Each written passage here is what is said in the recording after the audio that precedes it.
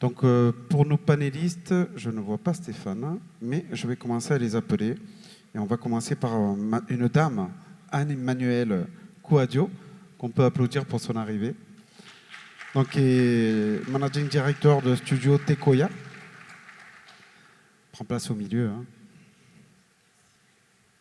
On a Laurent Giuseppe Daronco. Je le dis avec l'accent, on peut l'applaudir. Hein, qui est le responsable des affaires économiques et d'éthique aux Nations Unies pour le service UNECA, c'est le service économique des Nations Unies. On a monsieur Jean-Pierre Lahosse de la Louvière, qui est le président de iFutura, donc normes et certifications. Et bien sûr, monsieur Stéphane Koulibaly. Donc, l'Ivoirien dont on est fier, hein, parce que c'est lui qui est en charge de la stratégie nationale de l'IA. C'est un frère, c'est quelqu'un que j'aime beaucoup. Donc, l'idée de ce panel et de toutes les journées de l'IA, c'est vraiment de vous expliquer que vous sortiez de ce contexte et de cette salle et que vous dites, voilà, moi je me sens concerné par la stratégie nationale de l'IA de mon pays. Et qu'est-ce que ça va apporter et comment vous pourrez y prendre part. Parce que c'est bien de faire des stratégies nationales, mais il faut les mettre en œuvre. Et ces stratégies, elles sont là pour vous. C'est pour vous, pour votre avenir. Donc c'est hyper important. Et pour ça, je vais laisser la parole en premier à Stéphane, hein, c'est lui qui mène la stratégie. Moi, je suis très fier de lui parce que c'est quelqu'un qui revient des États-Unis, qui a acquis un savoir-faire à l'étranger et qui veut apporter le meilleur à son pays. Et ça, c'est hyper important. Donc, il ne faut pas hésiter à partir, mais surtout, il ne faut pas hésiter à revenir et à apporter le meilleur dans son pays. Donc, Stéphane, je te laisse pour mettre le cadre de la stratégie. Pourquoi vous l'avez pensé? Quel était le but de cette stratégie? Et comment tu vois les choses, l'avenir de la Côte d'Ivoire? Ça fait beaucoup de questions, mais je sais que tu es bon. Excellent. Merci infiniment, Jérôme. Comme il a dit, c'est un frère. Et très heureux d'être ici sur ce podium devant vous. Cette stratégie est essentielle car ça définit les grandes lignes de ce qu'on doit, en tant que pays, mettre en œuvre pour ne pas rater cette quatrième révolution industrielle qui est en marche. Donc, il est très important pour nous de pouvoir contribuer au développement, à l'essor économique et social de notre pays. Et il y a environ un an de cela, nous avons commencé à définir les grandes lignes qui allaient pouvoir permettre de pouvoir justement créer et élaborer ces stratégies. Les discussions initiales étaient dans le cadre de trouver un expert ou des experts qui allaient nous accompagner, nos gouvernements, pour établir une stratégie qui soit inclusive, ouverte, pas aussi adaptée aux réalités du pays et au monde technologique qui avance à grands pas et à grande vitesse. Nous avons réussi à trouver le cadre nécessaire pour élaborer cette stratégie-là avec l'appui institutionnel du gouvernement ivoirien, des experts de la Banque mondiale, avec plusieurs partenaires, y compris Konya et HumanAI, qui nous ont apporté un grand plus par leur présence et leur participation effective lors des travaux de l'élaboration de cette stratégie. En décembre dernier, nous avons finalisé les derniers ateliers et cette stratégie est prête à être présentée au gouvernement ivoirien mi-mars. Monsieur le Premier ministre a demandé à être présent, il a demandé sa présence effective. Donc nous avons dû attendre sa disponibilité pour pouvoir la remettre officiellement. Donc je ne vais pas pouvoir entrer dans trop de détails. Cependant, je vais vous donner les grandes lignes de ce qu'elle représente tout à l'heure à la suite du panel. Le plus important à retenir, c'est que l'ambition est de positionner la Côte d'Ivoire comme le hub stratégique de l'IA dans la sous-région et en Afrique de manière générale. Vous avez entendu ça ou pas? On peut vous applaudir, hein? Et le hub technologique, hein, tout le monde peut être dans la tech. Une problématique, on peut y répondre avec de l'IA. Et si vous avez des idées, nous, on vous accompagnera parce qu'il y a quelque chose qui va être créé, c'est des hubs. C'est de l'accompagnement aussi envers vos idées pour les développer, pour trouver des solutions. Et c'est Stéphane qui est en charge de tout ça, donc je tenais encore à l'applaudir parce que c'est important. Mais ça dépend de chacun d'entre vous. Donc tu as participé à la stratégie. Donc toi, comment tu vois les choses en tant qu'Ivoirienne, en tant que spécialiste aussi, et comment tu vois l'avenir de ton pays? Quel message tu aurais à passer, aussi bien technique aussi bien de positionnement de chacun des individus qui sont là dans la salle. Ok. Bonjour à tous, Anne-Emmanuelle Quadio, je suis ravie d'être avec vous aujourd'hui. Je suis comme Stéphane, j'ai quitté le Canada et je suis rentrée il y a 2 ans. Donc, il ne faut pas hésiter à partir, il ne faut pas hésiter à revenir, ça résonne beaucoup avec moi. J'ai eu l'opportunité de participer aux ateliers donc d'élaboration de ces stratégies d'IA aujourd'hui. Et on est ravis qu'elle voit le jour. Je pense qu'on sera encore plus ravis quand elle va être appliquée. Pour chacun de nous qui sommes dans la salle aujourd'hui, il y a 2 enjeux pour moi. Le premier, c'est un enjeu au niveau des compétences. Compétences dans le sens où c'est vrai qu'il nous faut des partenariats stratégiques, mais souvent, on se retrouve avec des projets qui nous concernent tellement profondément, mais où on a un manque criard de personnes qui ont l'expertise qu'il faut pour pouvoir siéger aux tables décisionnelles. Donc, il nous faut des compétences. Et pour la compétence, il faut des personnes qui commencent à regarder l'IA ou tous les sujets technologiques avec un certain intérêt. Et tout ça donc part avec l'éducation. Et je suis ravie parce que c'est un des axes de la stratégie. On a un axe stratégie IA et éducation. Donc, on a ce premier axe qui concerne donc l'éducation, la montée en compétences, les compétences. Et à côté, on a un enjeu décisionnel, donc gouvernemental. Parce qu'à la fin de la journée, l'IA, c'est à la fois bien quand nous, on est dans le privé et qu'on l'utilise pour nos clients, mais c'est mieux quand elle est utilisée à échelle publique, j'ai envie de dire nationale et même internationale, parce que le gouvernement est impliqué dans l'exécution donc de la stratégie qui est mise en place. Parce que ce qu'on peut remarquer souvent, c'est que le privé en profite, et c'est la raison pour laquelle on est là aujourd'hui. Cette initiative est portée par, oui, soutenue par le ministère, mais portée par un privé. Donc nous, on comprend, nous, on l'utilise, nous, c'est notre quotidien. Mais à une échelle macro, pour un pays, c'est beaucoup plus compliqué. Donc on va avoir des enjeux sur l'application, mais pour moi, tant qu'il y a une certaine volonté au niveau donc, du gouvernement et avec l'ANIA qui va être créée bientôt, on sait que ça va se faire. Donc pour nous, Ivoiriens, ce serait vraiment de se dire, on a la capacité d'entrer dans cette révolution-là, de participer. Mais pour participer, il faut des compétences. Il faut avoir le savoir stratégique qui fait en sorte qu'on peut s'asseoir à ces tables-là et participer aux discussions. Donc, quand ces agences vont ouvrir, disons-nous, quelle est la compétence que j'ai qui me permet éventuellement de siéger à une table décisionnelle? Et si je n'ai pas la compétence, on a l'avantage aujourd'hui avec cette révolution, il y a énormément d'accompagnement, énormément de formations, de reconversion qui sont possibles. Donc il faut susciter des vocations pour que ces sujets ne restent pas surfaciques, mais qu'on puisse aller en profondeur. Parce que c'est vrai, oui, on parle d'intelligence artificielle, mais n'oublions pas que toute cette intelligence part de la donnée. Et on peut avoir un gros enjeu ici en termes de données. Donc, on a énormément de travail à faire. Pour moi, avoir une stratégie, c'est un bon départ et on a été ravis. J'ai été vraiment ravie de participer aux ateliers, souvent qui nous ont fait sourire à certains moments. On a été ravis de participer, mais il faut se rappeler qu'il y a énormément d'étapes avant même d'arriver à cette application qui va réellement tenir compte de nos réalités ici. Donc, tout le monde a sa part à jouer, que ce soit dans les infrastructures, dans la donnée, dans l'exécution d'une stratégie, dans l'élaboration d'une stratégie. Il faut juste trouver le filon d'or, j'ai envie de dire, et se dire, voilà l'endroit où moi, je sais que stratégiquement, je peux apporter quelque chose. Et on y va. Bravo, on peut l'applaudir. Hein. Il faut surtout de la volonté pour acquérir les compétences, parce que les compétences, tout le monde peut les avoir, et aujourd'hui, on démontre que grâce aux technologies en ligne, etc., on peut acquérir des compétences rapidement à n'importe quel âge. Et ça, c'est la volonté qui fait que. Donc on a la chance d'avoir une institution, 2 institutions, une association en France qui promouvoit les normes et les certifications, parce que la régulation aussi, c'est important, protéger. Et donc...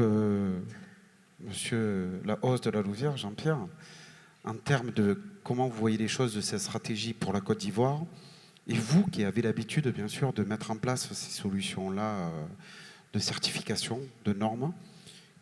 Quel conseil donneriez-vous aux Ivoiriens, à ceux qui ont participé à la stratégie, mais surtout ceux qui vont participer à la mise en place?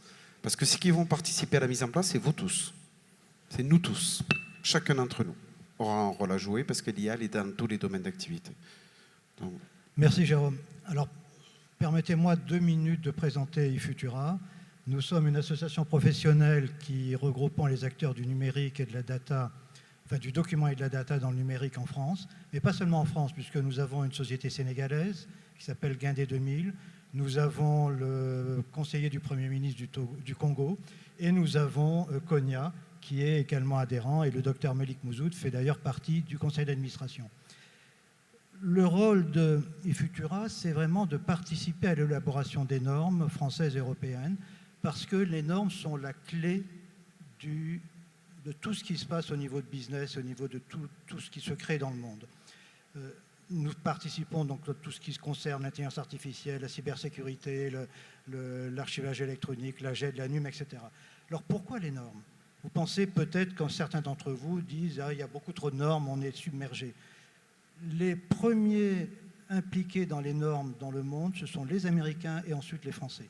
C'est eux qui sont les plus grands participants dans tous les organismes de normalisation. Et quand on fait une norme, eh ben on détient le marché. Si je fais une norme pour, je ne sais pas moi, ce micro, et que c'est moi qui ai défini la norme, ben c'est mes outils, mes objets qui vont être vendus et vous serez obligé de le suivre. Donc dans l'IA, c'est pareil. Aujourd'hui, Madame, vous disiez que le document, la data, c'est le cœur de l'IA. L'IA, c'est quoi? C'est en fait des ordinateurs, des supercalculateurs avec énormément de processeurs. C'est des capacités de stockage, mais c'est la donnée. Si vous n'avez pas de données, vous ne faites rien. Donc vous êtes riches, nous sommes riches en Europe, nous sommes riches en Afrique, parce que nous avons ces données. Sauf que ces données sont pillées. Vous avez peut-être entendu, je ne sais pas si vous connaissez, le Patriot Act et le Cloud Act américain. Alors pour ceux qui ne connaissent pas, ce sont des lois qui permettent aux États-Unis de récupérer toutes les données d'une société, quel que soit l'endroit où elle se place dans le monde, à partir du moment où cette société est détenue, je crois au minimum à 30% par des actions américaines. Donc, si vous mettez vos données dans les grands serveurs, dans les grands clouds aujourd'hui du marché, bah, toutes vos données sont aspirées par les Américains.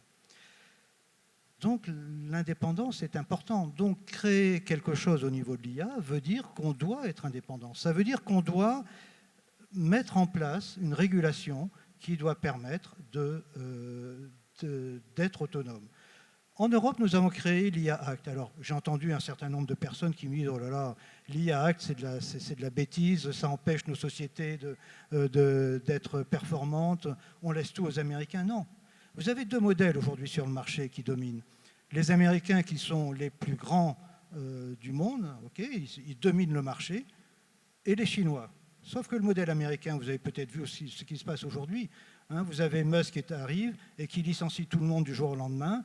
Le capital et le roi, c'est un modèle. Les Chinois, eux, c'est autre chose. Tout est stocké dans un cloud et toutes les personnes sont complètement contrôlées. Nous, en Europe, nous pensons qu'il y a d'autres modèles qui existent, qui est un modèle qui est basé sur l'homme, qui est basé sur le fait de respect de l'individu. Donc, l'IA Act que nous avons mis en Europe, c'est peut-être un peu contraignant, d'accord, mais ça veut dire qu'on est là pour essayer de donner confiance. L'IA fait peur. Moi, j'ai beaucoup entendu des personnes qui disent « Oh là là, mais mon métier va disparaître, qu'est-ce que c'est ?» Non, il faut ça. Oui, il y a des métiers peut-être qui vont disparaître, mais il y en a beaucoup d'autres qui vont être créés. En Afrique, on a de la chance d'avoir énormément de jeunes. Ces jeunes doivent se former, doivent récupérer de la compétence pour être capables ensuite d'arriver et d'intervenir sur ce marché. Et ce marché, j'en terminerai pour moi, il ne faut pas croire que les Américains dominent tout. Certes, ChatGPT, ils ont investi des centaines de milliards de dollars. On n'est pas capable de faire la même chose en Europe, on n'est pas capable de faire la même chose en Afrique. Mais il n'y a pas que ce modèle. Regardez le modèle chinois, comment il s'appelle, DeepSeek. Il a fait à peu près l'équivalent de ChatGPT avec 100 fois moins de processeurs, avec beaucoup moins d'investissement, On est capable de faire ça. Et puis on est capable de créer des modèles. Ce matin, c'est peut-être toi, Jérôme, qui parlais, dans la médecine par exemple. On est capable d'entraîner un modèle pour aller reconnaître, par exemple, s'il y a un cancer du poumon ou du sein. L'homme va prendre peut-être 2 heures. Je discutais avec un chirurgien il y a quelque temps. Il me disait, nous, ça nous prend plus de 2 heures pour essayer d'analyser une radio enfin, l'équivalent pour savoir s'il y a un potentiel de cancer. Une IA que l'on va entraîner va, elle, en 1 minute, être capable de nous dire, attention, là, il y a un potentiel de cancer qui va se déclarer. Donc, on est capable d'avoir, bien sûr, le modèle style ChatGPT qui va exister, qui va continuer, sauf qu'il prend tellement d'énergie qu'il faudra bientôt une centrale nucléaire à elle seule pour alimenter certains clouds. Ça prend beaucoup d'énergie, ça prend beaucoup d'argent, ça prend beaucoup de données. On est obligé de l'alimenter avec des centaines de milliards de données. Vous avez d'autres modèles qui existent, à base peut-être d'open source, à base peut-être de modèles qui vont être beaucoup plus petits, qui vont prendre en compte vos données, vos caractéristiques, non pas ceux des Américains ou des Chinois, mais ceux des Africains. Et donc, ils vont être capables de répondre à des besoins et qui vont être capables de faire émerger l'Afrique à un certain niveau, comme nous, on le fait en Europe, qu'on espère le faire, et je suis persuadé qu'on peut le faire aussi en Afrique. Merci beaucoup, on peut l'applaudir. Donc, on a la chance d'avoir aussi avec nous Josep Daronco, et qui est à l'UNICA. L'UNICA, c'est le service économique des Nations Unies, donc ils font beaucoup d'études. Tu as fait un rapport brillant sur l'intelligence artificielle, je t'ai félicité, et je l'ai lu avec passion, et on est sur la même longueur d'onde. Donc, est-ce que tu peux nous en parler, et comment tu vois cette stratégie, puisque toi, tu as aussi... parce que quand ils font des études, c'est de les restituer, c'est de comprendre. Donc, explique-nous tout ça. D'accord. Merci, Jérôme. Donc, mon nom est Daronco Josep Rend. Je vais faire un peu comme l'orateur précédent. Donc, je travaille à la Commission économique des Nations Unies pour l'Afrique et on est basé à Addis Abeba. Et sur le continent, nous avons 5 bureaux sous-régionaux. Et moi, je dépends directement du bureau sous-régional qui se trouve à Yaoundé. Alors, par rapport, on fait pas mal d'études économiques et notre rôle, c'est d'accompagner les États africains dans leur diversification industrielle, dans leur stratégie de développement. Et moi, je suis spécialisé dans tout ce qui est économie numérique et intelligence artificielle. Pour maintenant revenir par rapport au rapport que Jérôme cite, nous avons fait une étude dont le titre est « L'intelligence artificielle en Afrique, défis et socio-économiques ». Alors qu'est-ce que ça veut dire derrière ? Je vais vous donner quelques chiffres qui sont parlants. Parce que quand on parle d'IA, il faut quelque part, les économistes aiment bien savoir de quoi on parle, et un business plan pour un investisseur est très important. Alors, on va partir en 2017. 2017, si vous regardez le marché de l'intelligence artificielle, quand je dis IA, on ne parle que de l'IA, on ne parle pas du cloud, on ne parle pas des infrastructures, on ne parle pas de blockchain, on parle vraiment que d'IA. Le business représentait en 2017 à peu près 15 milliards de dollars. Pour 2017, c'était pas trop mal, on va dire, c'était quelque chose d'intéressant. Là, on voit qu'une exponentielle a commencé à débuter, c'est en 2023 où on est passé à 120 milliards de dollars.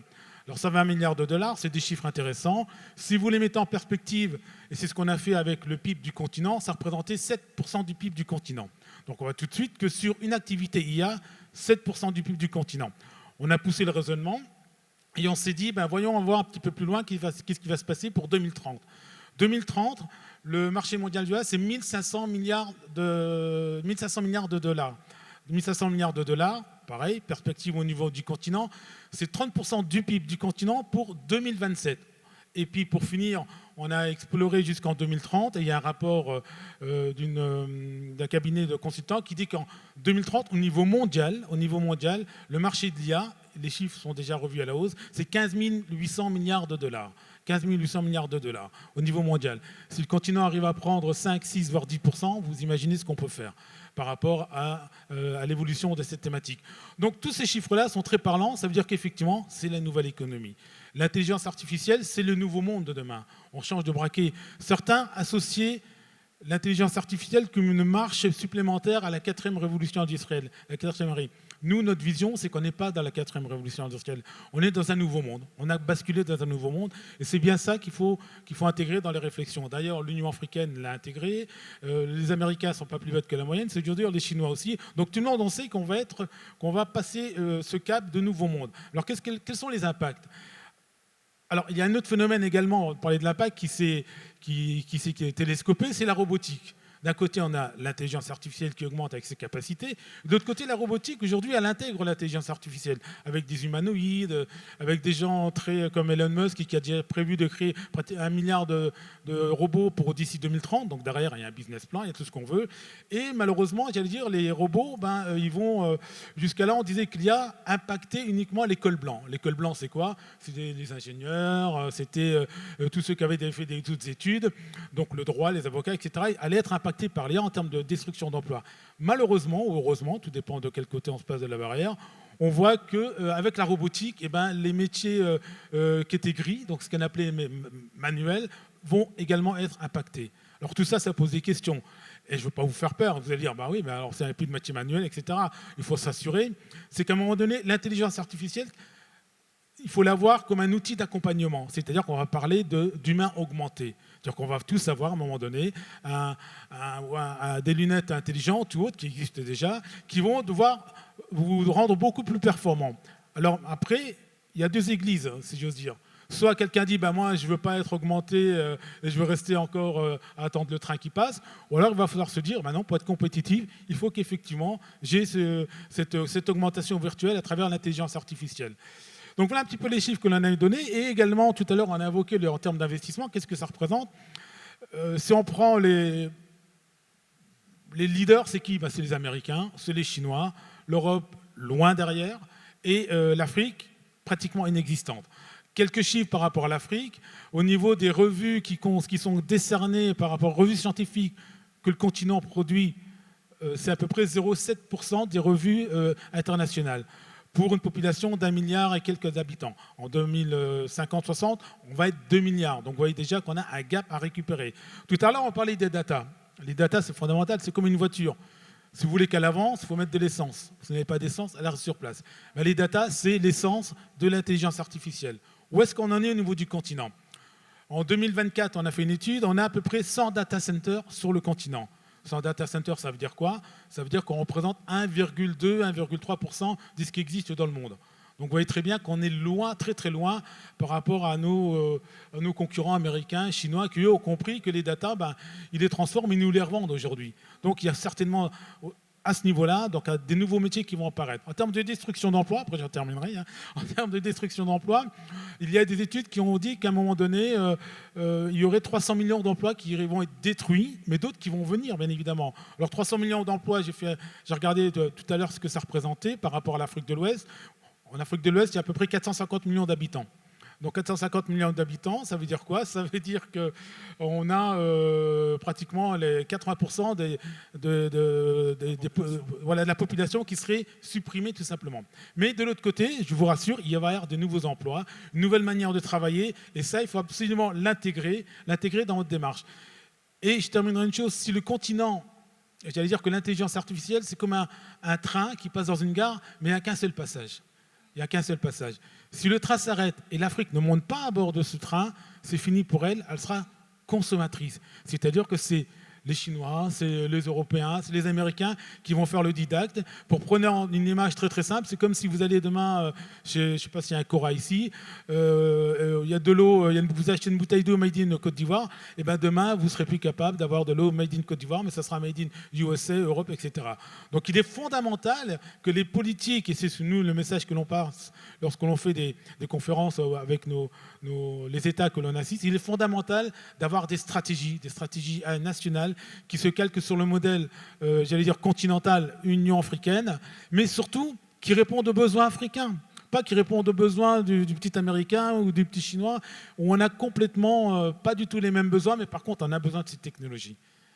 Merci. C'est hyper important ce que tu dis. Vous pouvez l'applaudir. Les chiffres, ça permet de faire une photographie. C'est comme si vous veniez chez moi et que vous me dites, voilà Jérôme, je suis perdu, je t'ai dit, t'es où? Je ne sais pas, il n'y a rien autour de moi. Tu ne peux pas te repérer, donc je ne sais pas te guider pour venir chez moi. On est bien d'accord.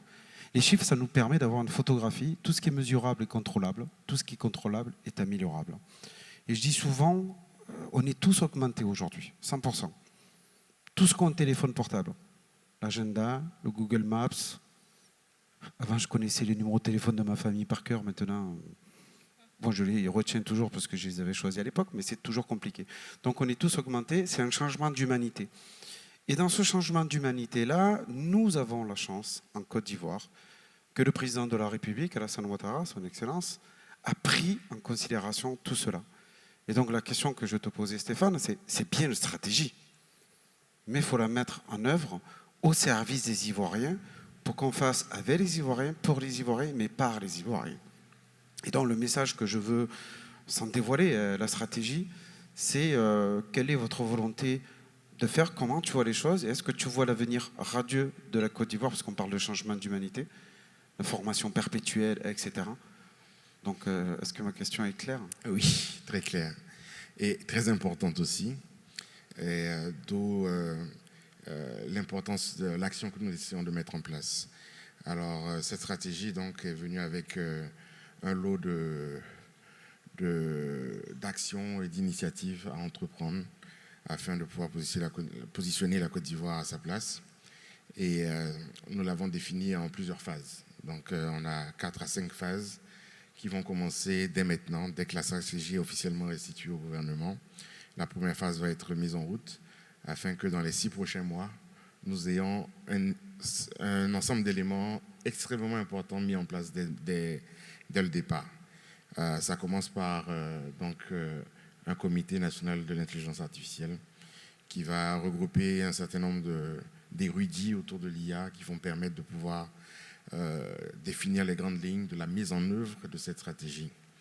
Dans un second temps, il y aura l'établissement d'un hub de l'IA qui sera un hub assez stratégique dans notre approche, qui va permettre de pouvoir allier recherche scientifique avec tout le volet académique, les chercheurs, les professeurs, le volet académique, les universités nationales, régionales et même internationales avec les partenariats qu'on peut avoir aux États-Unis et dans d'autres pays pour venir nous aider à pouvoir développer nos propres large language models, nos propres algorithmes et essayer de réfléchir sur des publications IA et des solutions IA internes et propres à la Côte d'Ivoire.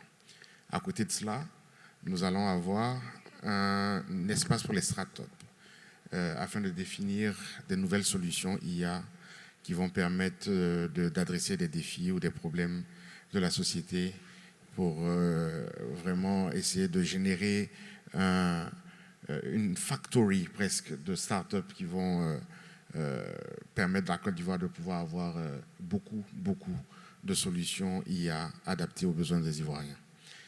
Mais enfin, par des Ivoiriens. Par des Ivoiriens, des startups ivoiriennes. C'est important, hein, qui seront là. Parce que des fois, on voit des hubs, il n'y a pas de nationaux. Hein. Donc c'est ça qui est primordial aussi. Hein. Très bon point. Et donc c'est très important pour nous d'avoir des Ivoiriens et des solutions ivoiriennes. Mais bien sûr, on est très ouvert à la collaboration. Et tout le monde peut venir nous aider à pouvoir développer ces solutions-là, mais il faut que ce soit des Ivoiriens qui les portent.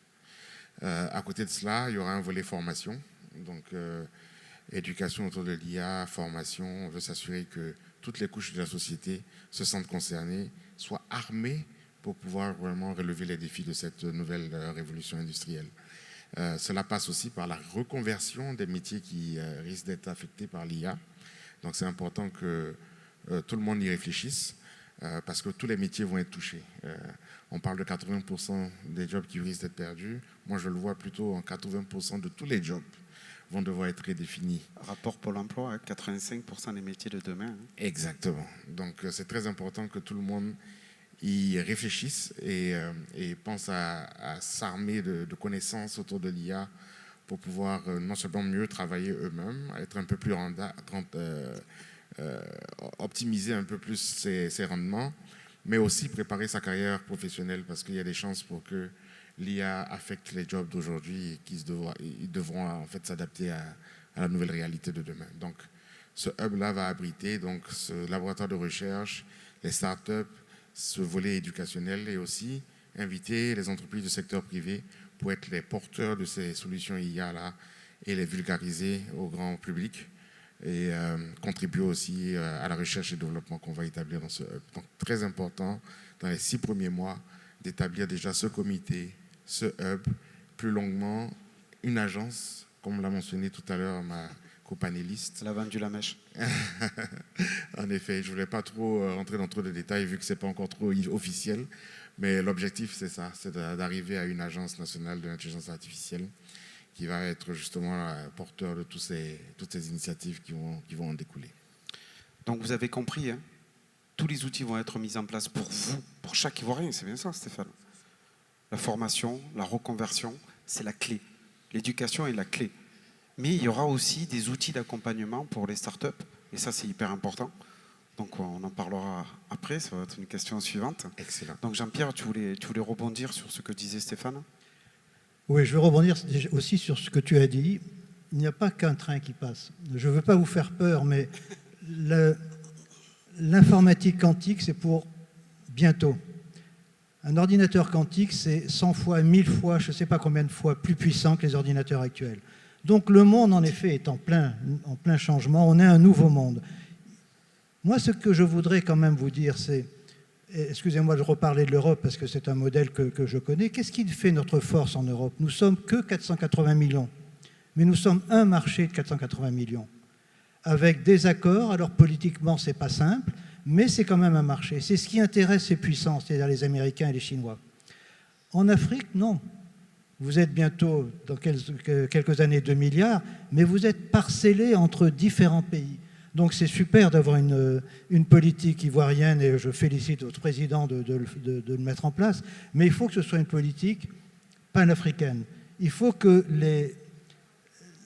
tout ce que vous allez faire soit fait au niveau un minimum de pays, l'Union africaine étant le minimum, de manière à être fort, à présenter face aux autres un front en disant ben non, nous voilà ce qu'on veut, ben, si vous n'êtes pas d'accord, ben, vous ne pourrez pas rentrer. D'accord? Donc j'ai bien aimé ce matin ce qu'a dit le docteur Malik Mouzou. Il a parlé de deux choses.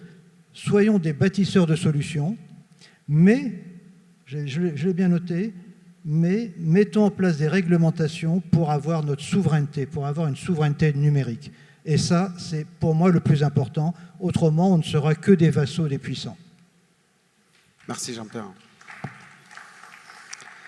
Alors, attention Madame Kouadio, vous qui êtes revenu justement avec votre expérience, pour moi, je trouve que c'est super, hein, vous apportez toute votre expérience à cette stratégie-là. Comment tu te sens, toi, Emmanuel, sur le fait que déjà de participer, et comment tu vois l'avenir de ton pays, puisque maintenant tu connais les grandes lignes de la stratégie que je trouve qui est excellente en Côte d'Ivoire, et pourtant j'en ai vu, mais elle est excellente, ils ont fait un excellent travail, etc. Comment tu vois l'avenir de ton pays, et qu'est-ce que tu aimerais leur laisser comme message, de leur dire, parce que tout le monde peut participer. Ok, alors comment est-ce que je me sens déjà d'avoir pu participer? C'est un honneur. Je me rappelle que quand on a reçu l'invitation avec Haïfa, donc ma collègue, on était ah oui, on participe à la stratégie nationale. Donc c'est un honneur déjà, on est reconnaissant de pouvoir servir le pays qui m'a vu naître. Après, quelle est ma vision de ce pays-là dans 5 ans? Si on continue sur la même lancée, si chacun de son côté arrive à se rendre compte que c'est lui qui crée le changement, arrive à être résilient numériquement. Alors, dernièrement, comme vous l'avez été pour la CAN. Voilà, on a été résilient et on a gagné. Mais cette résilience numérique va être vraiment importante dans les années qui s'en viennent.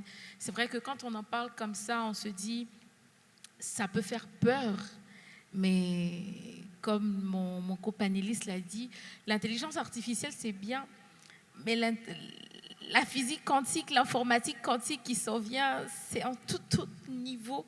Et on risque encore donc d'être, j'ai envie de dire, à la ramasse, mais de ne pas être présent parce qu'on n'a pas une vision qui est long terme. C'est vrai, le pays met en place des dispositions, mais c'est à chacun de nous de rêver son avenir, de rêver son métier, de rêver son implication dans son pays et de commencer à travailler pour cette implication-là, de commencer à travailler pour avoir cette place-là et à un moment donné de pouvoir se dire je pense que je suis à une place qui est stratégique, je suis en train de créer un certain changement. Donc c'est un travail personnel d'abord. C'est un travail personnel de se rendre compte que le monde évolue et que si on est juste en train de se dire « mais le gouvernement ne fait rien pour nous », on est juste défaitiste et on ne prend pas nos vies en main. Et je parle vraiment de la manière la plus terre à terre possible parce qu'il faut qu'à la fin, chacun de nous puisse se dire qu'est-ce que j'ai retenu de ce forum, qu'est-ce que j'ai retenu de ces journées. Il faut qu'on prenne nos vies en main. Prendre nos vies en main parce qu'on veut soit évoluer dans l'intelligence artificielle, parce qu'on est data analyst, parce qu'on veut se reconvertir, parce qu'il y a énormément de raisons qui pourraient faire qu'on prenne nos vies en main, mais on a une responsabilité.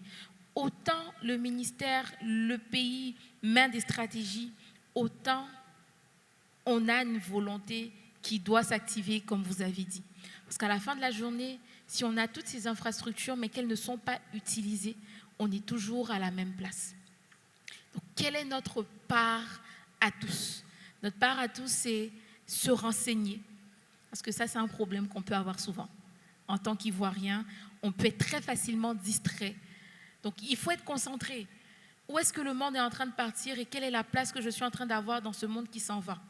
Est-ce que je suis tout le temps en train de suivre les actualités Facebook à rire et à ne rien faire?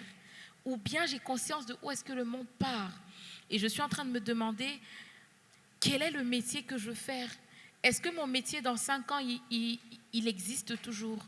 Et je pense que c'est une question qu'on ne se pose pas assez. Mais vos métiers à vous, est-ce qu'ils existent toujours dans 5 ans? Dans 10 ans? S'ils existent toujours en Afrique, est-ce qu'ils existent toujours en Europe, en Amérique? Parce qu'on a aussi ce problème-là d'avoir de mauvais référentiels. Si on n'a que des référentiels qui sont locaux, on ne sait pas beaucoup parce que c'est pas pour nous dénigrer, mais on se connaît entre Ivoiriens. Voilà, on se connaît. Donc en fait, il faut pouvoir se demander, et c'est vraiment la raison pour laquelle j'apprécie d'être entourée de personnes qui viennent d'horizons divers, parce que finalement, on se rend compte que eux, ils ont réussi, et s'ils l'ont fait, il n'y a aucune raison que nous, on ne puisse pas. Mais il y a une responsabilité que chacun doit pouvoir prendre par rapport à sa vie, par rapport à ses ambitions, par rapport à où est-ce que le monde part. Si vous avez raté, vous pensez avoir raté le train de l'intelligence artificielle, sachez que ce n'est pas encore tard. Vous avez la compétence qui est disponible et qui est, j'ai envie de dire, gratuite même finalement aujourd'hui. Énormément d'universités proposent des cours gratuits. Donc, on ne peut pas se dire qu'aujourd'hui, l'éducation est le frein. Mais on a une responsabilité à prendre. Et on a une responsabilité à ne pas rejeter sur les mauvais organes. Parce que souvent, c'est vrai, on parle, mais je comprends très souvent le ministère. Parce qu'on peut se plaindre beaucoup, mais on ne prend pas nos responsabilités. Donc, il faut prendre ses responsabilités. Demandez-vous ce que vous voulez faire. Et j'ai envie de dire, le même chat GPT à qui tu vas poser la question, je me dis des questions qui sont peut-être banales, à ce même chat GPT, tu peux lui demander, mais quelles sont les formations que je peux faire pour devenir data analyst, pour évoluer dans une ou une autre carrière. C'est à ta portée, c'est à notre portée. Donc prenons nos responsabilités et puis, comme je termine, c'est vraiment mon cœur, enfin, c'est ce pourquoi mon cœur bat à la fin de la journée. L'éducation, c'est la clé. Parce qu'on en parle aujourd'hui, on est dans notre petit cocon, mais moi j'ai eu l'opportunité l'année dernière d'aller à l'intérieur du pays. Et quand on part à l'intérieur du pays, on se rend compte que le gap entre Internet même, l'intelligence artificielle et ces personnes, et nous qui sommes à Abidjan, il est large. L'éducation, c'est la clé. Qu'est-ce que nous on fait? Comment est-ce qu'on fait en sorte que cette éducation-là ne reste pas juste à Abidjan, que cette sensibilisation qu'on est en train de faire ne reste pas juste à Abidjan, qu'elle aille jusque dans les plus profonds recoins de la Côte d'Ivoire pour que tout le monde soit au courant? C'est aussi notre responsabilité. Oui, le pays, le gouvernement mettra en place des aspects, des programmes, mais prenons conscience que si on veut avoir ce pays résilient, cette Côte d'Ivoire qui est résiliente, qui est le hub de l'IA en Afrique francophone, ça prend beaucoup plus que le public, ça prend un vrai partenariat public-privé, un vrai partenariat gouvernement-peuple de la Côte d'Ivoire, et ce peuple, c'est nous. Je vous remercie. En même temps, je me dis, tu donnes un ballon à un Ivoirien, il va gagner la CAN. Donc si tu lui donnes l'IA, vous allez gagner la CAN de l'IA, non? Non? Vous vous sentez concerné ou pas? Sûr? Bon. Giuseppe, toi qui... Laurent Giuseppe Daronco. C'est mon ami, je l'aime beaucoup, donc je me permets, tout en le respectant. Toi qui vois ces études-là, d'un œil extérieur, parce que les chiffres, ils sont têtus. Hein. C'est comme l'histoire. Hein. J'explique souvent, l'histoire, elle est têtue, les chiffres aussi. Comment tu vois l'avenir de la Côte d'Ivoire ou de l'Afrique? Parce que j'ai lu un rapport d'Africa Gap, 80% de l'ultra-pauvreté en 2030 sera africaine si les Africains ne se prennent pas en main dans cette technologie. Alors, il y a beaucoup de choses à dire et il faudrait rebondir sur 2-3 messages importants qui viennent d'être diffusés. Quand on dit qu'effectivement, ChatGPT, aujourd'hui, vous lui posez une question, il va vous répondre, mais l'avenir, il est dans votre main. Ce que je veux dire par là, tout à l'heure, en préambule, je vous disais qu'on est basculé dans un nouveau monde. Pourquoi est-ce qu'on est basculé dans un nouveau monde? Parce que c'est la première fois de toute l'histoire des révolutions industrielles, la première, la deuxième et la troisième, que tout le monde part au même niveau. C'est-à-dire que la 4e révolution industrielle, c'est quoi? C'est une révolution des mathématiques, de la science, du savoir et de l'intelligence. Vous avez une connexion Internet, vous avez un PC, que vous soyez au fin fond de Corogo ou que vous soyez de la Silicon Valley, vous êtes exactement au même niveau que l'ingénieur qui se trouve dans les deux points finaux. Donc ce qui veut dire par là, c'est qu'on ne peut pas dire aujourd'hui en disant nous on n'a pas de métal, on n'a pas d'usine, on ne peut pas fabriquer les voitures, tout ça c'est fini. C'est-à-dire qu'aujourd'hui c'est la première fois dans l'histoire de l'être humain que tout le monde est au même niveau, c'est l'intelligence qui fait la différence. Donc ça veut dire quoi? Ça veut dire tout simplement qu'un petit Ivoirien qui est au Corogo peut être demain le Bill Gates si effectivement il a la capacité intellectuelle, s'il est curieux et s'il se forme, puisqu'il y a tout ce qu'il faut sur Internet pour vous former. Il n'y a plus besoin pratiquement aujourd'hui d'aller dans une université poussée, excepté pour faire, on va dire, des encadrements un petit peu, ou des études un peu plus poussées. Même si c'est important d'aller à l'université quand même. Voilà. Mais attention. Hein. Il faut être cadré, ouais, il faut une méthodologie.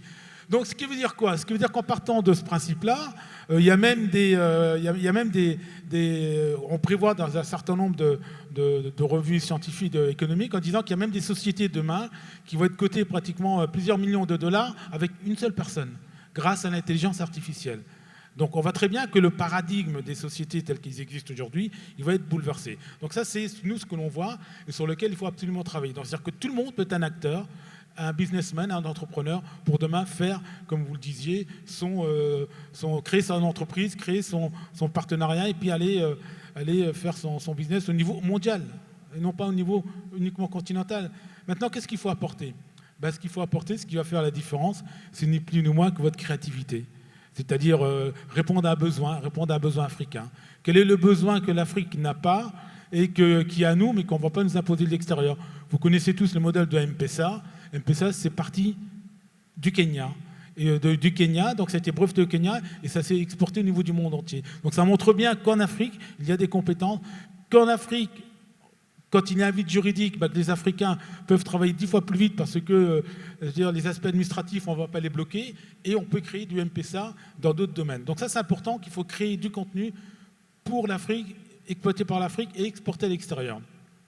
Une fois qu'on a dit tout ça, quel est l'avenir du continent africain et par rapport à l'encadrement, par rapport effectivement à cette notion qu'il faut une stratégie africaine?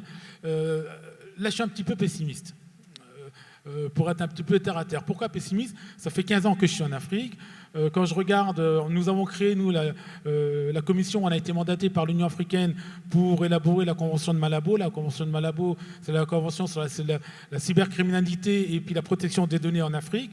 Je vous invite à regarder sur Internet, tous les pays africains, il y a de ça 10 ans, n'ont pas ratifié encore. Donc vous voyez, on se pose des questions. Donc, contrairement à l'Union européenne, où ça va beaucoup plus vite. Donc, si au niveau continental, on n'a pas ratifié ces conventions, et encore plus par rapport à l'IA, il va falloir réfléchir pour que l'ensemble des 54 pays se fédèrent, ça va être compliqué. D'un point de vue institutionnelle et politique. Mais il ne faut pas jeter les bras, c'est-à-dire qu'il faut avancer. Si vous attendez sur le politique qu'il fasse quelque chose, je veux dire, le continent, dans 10 ans ou 20 ans, on va encore y être. Moi, je vais dans la sous-région, je vais vous prendre qu'un simple exemple. On avait mis en place des lois types, c'est-à-dire qu'on avait créé des textes pour qu'il y ait un roaming en Afrique centrale sous-régional, c'est-à-dire que si vous avez votre téléphone au Camerounais, vous êtes au Gabon, vous téléphonez au Cameroun, vous êtes taxé exactement la même tarification, ça a mis 10 ans. En Afrique de l'Est, ils ont mis 3 ans. Donc on voit très bien qu'il y a cette latence et cette volonté politique. Donc quel avenir pour la Côte d'Ivoire? Moi je dirais de manière beaucoup plus globale, il faut que la Côte d'Ivoire elle soit innovatrice. Qu'elle soit innovatrice en termes de création innovante, de solutions qu'elle peut demain, bien au niveau national, mais au niveau de ce qu'elle peut exporter. Elle s'inscrit dans un concert des nations. Elle ne peut pas rester toute seule. Ça, c'est la première des choses. Notre vision à nous, c'est de se dire, et ça a été rappelé, l'IA demande beaucoup d'investissements, des centaines de milliards de dollars. Un pays comme la Côte d'Ivoire, malheureusement, n'a pas des centaines de milliards à investir. Sur les infrastructures. Ou sur les infrastructures, bien sûr. Donc ce qui veut dire, c'est que notre vision, c'est de se dire, il faut qu'il y ait des clusters sous-régionaux, que 2-3 pays se mettent ensemble pour créer une spécialité de l'IA ou bien créer un data center sous-régional, parce que ça demande de l'argent, ça demande des moyens, et pourquoi pas faire un hub sous-régional avec 1 ou 2 pays. C'est ce que nous, on essaie de voir en Afrique centrale. Et à partir de là, effectivement, ça diminue les coûts, les compétences et les formations, elles peuvent être partagées, et à partir de là, une vision beaucoup plus importante au niveau du continent. Et avec, effectivement, en point de mire, ce fameux marché de 2 milliards d'habitants qu'on appelle la ZLECAf, zone de libre-échange continentale, qui se met en place, qui a traîné à se mettre en place, mais qui se met de plus rapidement en place. Donc, ça veut dire qu'il y a pratiquement plus de... On va dire d'ici 5 ans, normalement, il ne devrait plus y avoir de barrières tarifaires au niveau du continent. C'est-à-dire que vous, Ivoiriens, vous allez pouvoir échanger avec l'Afrique du Sud sans payer de barrières tarifaires. Donc il faut garder ça également en esprit, en se disant, on a un continent où cette ZLECAf qui est formidable, hein, c'est vraiment quelque chose qu'il fallait mettre en place pour essayer de contrer l'impérialisme des autres continents. Voilà ce que je peux vous dire. Merci. C'est clair pour vous? C'est clair? J'entends pas. Ils sont où les Ivoiriens? Ou bien, c'est clair ou bien? Bon, c'est hyper important ce qui se joue. Hein. Vous avez compris, la clé, c'est vous. Hein. Il faut savoir que l'Afrique, vous êtes des leaders en mobile money. Pourquoi? Il y avait une problématique. 30% des comptes bancaires. Ben, vous avez créé les mobile money, vous êtes les leaders incontestés. Et les États-Unis commencent à revenir en disant « Oh là, on va les acheter parce qu'ils sont bons ». Donc, il reste 5 minutes avant les questions-réponses, parce que je veux que ce soit interactif et que vous compreniez... que vous sortiez des JA et que vous dites « je vais y aller et je vais montrer ». Il a dit quelque chose d'important, Laurent, c'est qu'il ne faut rien attendre des politiques. Même si vous avez la chance en Côte d'Ivoire, que votre président fasse cette stratégie nationale. Mais montrez que vous avez envie de faire partie de ce nouveau monde. Innover. Il y a des problématiques comme les comptes bancaires, il n'y en avait que 30%. Pas grave, on va trouver une solution. C'est ça qui est hyper important. Donc, il faut changer les mindsets. Donc, on va commencer par Jean-Pierre. Qu'est-ce que tu dirais en 1 minute comme conseil à la Côte d'Ivoire, sur ta partie à toi, hein, comment synthétiser tout ça? Et qu'est-ce que puisque je sais que tu serais toujours là si on a besoin de toi, donc comment tu vois les choses de ce côté-là? Moi, je dirais je verrais 2 choses. Un, l'homme, enfin l'être humain. Ce que vous avez dit tous, c'est très important. L'être humain est au centre de tout. Donc, formez-vous, allez de l'avant. Mais, deuxièmement, les politiques sont indispensables. Et là, ce que tu as dit, Laurent, est indispensable. Poussez vos politiques, vous avez commencé en Côte d'Ivoire, c'est très bien, à créer des hubs régionaux dans lesquels vous allez avoir des accords de libre-échange, vous allez avoir des protections au niveau des réglementations, etc.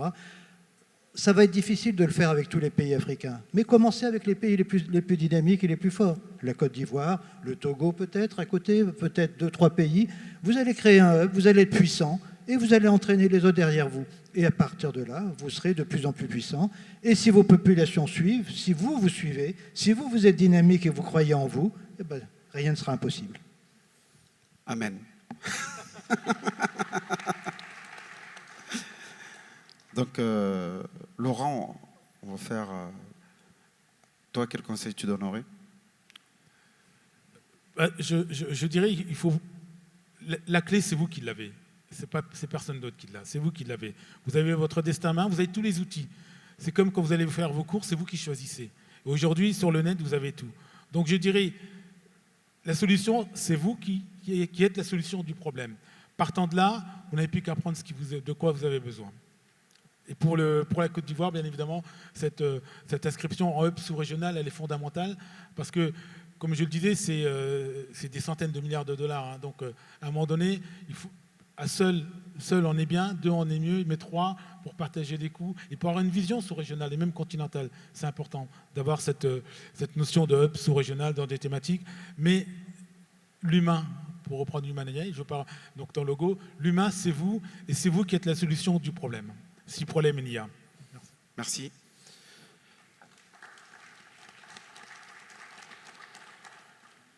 Donc, Anne-Emmanuel, hein, toi qui es revenu, Ok. quelle est ta passion? Parce qu'on sent que tu brûles à l'intérieur de toi. Moi, ce que j'aime bien, c'est que quand on fait des pronostics, quand on fait des études sur le futur, on peut changer ce futur. Les chiffres passés, on ne peut rien faire. La photographie à l'instant T, on ne peut rien faire. Par contre, vous avez le devoir et le pouvoir de changer votre avenir et l'avenir de votre pays. Et toi, Emmanuel, je sens que tu es en marche. Je vais être très brève. On est en Côte d'Ivoire, tout est à faire. Les politiques sont en train de se mettre en place, mais on ne va pas attendre que les politiques se mettent en place. On peut commencer. Tout est à faire. Personne ne va venir vous sauver. Donc demandez-vous, est-ce que je prends le train ou je ne prends pas le train? Si vous prenez le train, formation, l'éducation, c'est la clé. La compétence, c'est la clé. Et je parle de compétences qui sont à la fois techniques, mais aussi interpersonnelles, d'intelligence émotionnelle et de logique surtout, de maîtriser les logiques. À partir de ce moment-là, vous avez le potentiel de devenir incontournable dans cet écosystème qu'on est en train de construire. Et imaginez si chacun de nous qui sommes là, nous formons le plus grand consortium d'experts qui travaillent pour l'IA en Côte d'Ivoire, qui répondent à des problématiques locales, que vous le vouliez ou non, on entendra parler de nous et ce ne sera jamais en mal, ce sera forcément en bien. Donc, prenons nos responsabilités. On peut l'applaudir. Hein. Donc Stéphane, moi je vois de travailler avec lui, je vois le cœur à l'ouvrage qu'il a. Quand on me dit oui, c'est le ministère. Ben oui, il faut que ce soit porté par le gouvernement. Mais il y a de l'humain derrière. Et j'ai vu un cœur extraordinaire, je ne le dis pas pour ça, mais il faut des gens qui aient de la passion pour leur pays. Il est revenu, il ne gagne pas autant qu'avant, mais il a un avenir dans ce pays, c'est de construire son pays d'aujourd'hui à demain. On est d'accord, Stéphane? Moi, je suis très fier de toi, je te le dis. Hein. Et il faut le dire haut et fort. Il faut que vous soyez ces leaders-là qu'il est. Il a reçu un prix de leader de l'année et je suis très fier à l'Altec. Il le mérite. Donc, c'est d'être comme lui, d'être engagé, etc. Donc, on va lui donner, avant les questions-réponses, un petit mot de la fin. Et après, on passera aux questions-réponses. Merci beaucoup, Jérôme. Ça me va droit au cœur. Ces mots me touchent beaucoup parce que c'est très important. Et si je peux servir de modèle pour inspirer les autres Ivoiriens, ceux qui sont partis à l'étranger, d'avoir le courage de revenir et de contribuer et participer au développement de leur pays, comme Emmanuel l'a fait, ce serait tout mon plaisir, tout mon honneur. Donc, c'est vrai que c'est passionnant. C'est un domaine dans lequel j'ai eu beaucoup d'expérience par le passé, un domaine dans lequel je suis actuellement à fond, et aussi un domaine qui est le futur de notre pays, le futur de l'Afrique. Et donc, c'est doublement, triplement passionnant. Alors, je sais que j'ai qu'une seule minute, donc je vais essayer d'être très bref. Tout à l'heure, j'en avais 2.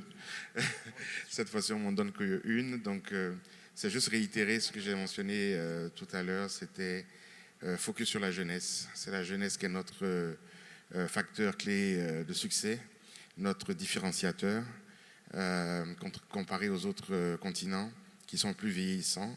L'Afrique est jeune, regorge de jeunes talents. Et moi, j'ai foi en vous, j'ai foi en cette jeunesse. Et comme l'a dit tout à l'heure mes compagnonnistes, c'est à vous de prendre en main votre futur, ne pas attendre que le gouvernement vous donne des aides, mais que vous-même alliez sur les sites qui sont gratuits, où il y a de la formation en IA, vous armez tout seul des compétences dont vous avez besoin pour le futur et puis d'entreprendre afin que nous puissions être là et vous encadrer et vous accompagner. Donc vraiment, c'est un appel à la jeunesse. Cet effort, cette stratégie sur l'IA, c'est pour vous. Ça va être mis en place petit à petit. On va essayer de l'accélérer au maximum, mais ça sera à vous de relever les défis qui seront devant vous demain. Deuxième élément, c'est ce que j'ai dit aussi tout à l'heure, que le partenariat, travailler ensemble. C'est très important. On ne peut pas le faire tout seul. Il faut le faire ensemble. Déjà, à l'intérieur de la Côte d'Ivoire ici, tous les ministères, toutes les institutions, secteur privé, secteur public, on doit tous se souder les coudes et puis affronter ces défis ensemble. Et au niveau régional, comme on l'a mentionné, c'est important qu'on ne soit pas juste isolé. Il faut travailler ensemble avec les autres pays voisins pour essayer d'accomplir de grandes choses ensemble. Et l'Afrique entière doit emboîter ce pas afin qu'on puisse avoir notre mot à dire dans cette révolution industrielle. Finalement, le dernier point, c'est toujours essentiel et très important de le souligner. On parle beaucoup de l'IA. L'IA, c'est le sujet à la mode aujourd'hui. Il y a des conférences, il y a des panels, il y a des débats, il y a des bouquins écrits, il y a des stratégies. Il n'y a pas encore assez d'action. Donc vraiment, c'est un appel à l'action. Il faut que dès à présent, on puisse commencer à entreprendre, à mettre en place des initiatives concrètes qui puissent toucher la vie des Ivoiriens, qu'ils sentent que l'IA existe et l'IA améliore leur vie aujourd'hui. Je vous remercie. Merci Stéphane. On va passer aux questions-réponses. Je vous demande de faire des questions courtes, pas de faire des commentaires ou d'apporter un commentaire, mais vraiment des questions essentielles. Donc, n'hésitez pas à lever la main. Madame, il y a une question devant. On va essayer de faire mixte, hein, un garçon et une fille. Donc, la personne de devant.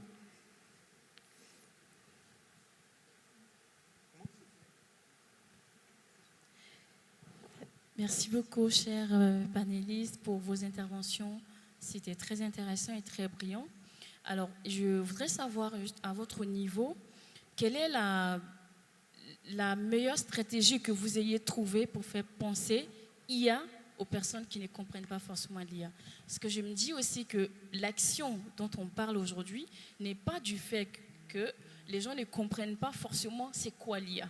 Est-ce qu'on arrive véritablement à définir l'IA auprès des personnes qui, on va dire, sont novices, par exemple des personnes dans les milieux reculés. Et tout ce que j'ai entendu aujourd'hui, je me dis que si moi j'étais venue dans un milieu reculé que je ne comprenais pas l'IA, je suis complètement perdue parce que je ne sais pas où je me situerais. Merci. Qui veut répondre à la question ? Alors, je vais commencer parce que je voulais te dire un point par rapport à ce qui s'est dit tout à l'heure. La jeunesse, ce n'est pas le corps dont on parle, hein, c'est la tête. Tout le monde est concerné, vous êtes tous concernés, je suis concerné, donc tout le monde peut connaître l'IA et peut s'investir dans l'IA. Autrement, l'IA, pour moi, c'est une formation. C'est-à-dire qu'il faut démystifier la complexité. L'intelligence artificielle, non, c'est un programme. Comment pouvons-nous appréhender une nouvelle, pas culture, mais un nouveau savoir ? C'est par de la formation que, par exemple, Human AI peut faire et que les universités, les enseignants peuvent apporter. Ça a répondu à ta question ? Une autre question ? Alors, Ah, Stéphane ? Non, vas-y. Excusez-nous 2 secondes. Non, j'allais juste renchérir sur ce qui était mentionné pour dire que, en fait, l'IA, ça existe depuis les années 50. Il y a beaucoup de solutions qui ont été développées dès le départ.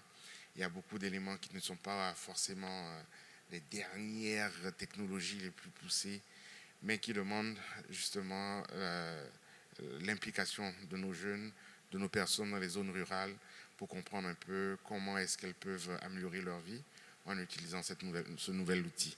Donc dans notre approche, dans notre stratégie, nous avons un plan de sensibilisation sur l'IA qui va définir de manière très basique à toutes les couches de la population qu'est-ce que l'IA et comment l'utiliser. Et dans tous les foyers. On va passer à une autre question, s'il vous plaît. Alors, monsieur. Oui, levez-vous. Hein. Alors, bonsoir à tous. Bonsoir. Je suis Lokoblé Michael, étudiant en Master 2 à l'Université Félix Houphouët-Boigny. Je suis également ambassadeur de Human AI. Monsieur, dans ma mission d'ambassadeur, j'ai fait face à une situation, c'est que beaucoup de personnes sont sceptiques par rapport aux questions de l'intelligence artificielle. Donc, je voudrais savoir ici, quel message on peut porter à l'endroit de ces personnes pour qu'elles puissent accepter de façon et très simple la question de l'intelligence artificielle. Et maintenant, ma deuxième question, c'est à l'endroit du représentant du ministre du numérique. Monsieur, j'aimerais savoir quand est-ce que l'intelligence artificielle sera enseignée dans nos universités ici en Côte d'Ivoire. Merci. Il y a le professeur Zoueux, là, il enseigne déjà. Hein. Donc, pour revenir à la première question, c'est vrai que l'IA parfois fait peur. Donc, on a beaucoup de personnes qui hésitent parce qu'ils ont peur d'avoir leurs données personnelles exposées, qu'ils ont peur que la machine prenne des décisions à leur place qui ne soient pas forcément alignées à ce qu'elles veulent, qu'il y ait des erreurs, etc. Donc, c'est important de faire comprendre aux gens que ça peut ne pas être parfait, mais le gouvernement travaille à ce qu'on ait des réglementations qui vont encadrer le volet éthique de cette IA-là qu'on va essayer d'appliquer au niveau de la Côte d'Ivoire. Donc, c'est d'encourager les gens à ne pas avoir peur de l'IA. On n'a pas le choix que de l'accepter parce que ça va faire partie de nos vies dans tous les cas. Et donc, c'est important de s'armer de réglementations pour encadrer le bon usage de l'IA sans en avoir peur, sans en faire un volet négatif. Quant à la deuxième question qui m'était adressée, je pense que dans la stratégie, nous avons un volet éducation nationale. On veut aller au plus jeune âge, commencer à introduire les notions d'IA, mais des notions générales de mathématiques, de STEM, afin que les jeunes, dès le plus jeune âge, commencent à penser à ce volet important qui va vraiment définir et régir leur vie. Déjà, nous avons, comme on l'a mentionné, plusieurs universités et même des collèges qui ont commencé déjà à introduire des notions d'IA dans leur programme, mais on veut le faire de manière plus officielle, plus globale. Et donc, dans la stratégie, il y a un volet éducation nationale, enseignement supérieur, pour définir des programmes et des modules. Et dans le hub de l'IA, on aura des volets e-learning qui seront adressés à la plus large partie de la population. Donc, je dévoile de plus en plus la stratégie un peu. Emmanuel, je te sens bouillir, je voudrais que tu fasses passer ton message. Non, mais j'aurais juste dit que des personnes qui sont sceptiques à l'IA, c'est très vague comme définition parce qu'il faut comprendre, elles sont sceptiques par rapport à quoi? Est-ce qu'elles sont sceptiques parce qu'elles pensent qu'elles vont perdre leur travail? Est-ce qu'elles sont sceptiques à cause de leurs données? Est-ce qu'elles sont sceptiques juste à cause du fait que tout le monde soit en train d'en parler et qu'elles n'aiment pas les sujets de mode? En fait, il faut comprendre parce que plus on comprend quelle est la situation dans laquelle la personne se trouve ou quel est le mindset qu'elle a, on peut avoir la réponse qui est la plus adaptée. Parce que dépendamment des raisons, j'aurais donné des réponses qui sont différentes. À certains, aujourd'hui, on leur dira, on peut installer un modèle open source sur ta machine. Tu ne dépends pas d'OpenAI, tu ne dépends pas de quelqu'un. C'est toi qui as construit la chose. Est-ce que ça répondrait à leurs problèmes? Est-ce qu'il faudrait juste expliquer que le monde est en train de partir et plutôt les remettre dans une dynamique de c'est un collaborateur pour toi qui te permet d'aller plus vite? En fait, la réponse dépend vraiment de quelle est la raison de ce scepticisme. Donc, ma réponse pour vous, ce serait chercher quelle est la raison, la vraie raison, très profonde, et aller faire vos recherches en fait en fonction de ces raisons-là pour pouvoir leur donner des arguments qui sont cérébraux ou juste émotionnels, dépendamment en fait de l'état dans lequel ils sont. Merci. Ce panel est fini parce je suis le gardien du temps aussi. Et c'est important de respecter le temps, Jean-Pierre. Donc, ce qu'il faut retenir, c'est que votre pays se dote d'une stratégie nationale de l'IA. C'est une chance. Il y a beaucoup de pays qui ne l'ont pas faite et qui ne la font pas. Ce qu'il faut retenir, c'est la formation, l'éducation, la sensibilisation, la démystification pour l'adoption de l'intelligence artificielle. Et surtout, c'est vous la clé. On ne le rabâchera jamais assez. La clé, c'est vous. Et chacun d'entre vous C'est comme l'IA dans tous les ministères, dans tous les domaines d'activité. La clé, c'est vous-même. Donc ce qu'on veut en sortant des GIA, c'est que vous dites, je vais faire partie de ce nouveau monde, je vais construire ma nouvelle Côte d'Ivoire et on va gagner la canne de l'intelligence artificielle. Donc on peut les applaudir parce qu'ils ont été très brillants. On va faire une photo, tous ensemble. Et après, j'appellerai les prochains panélistes.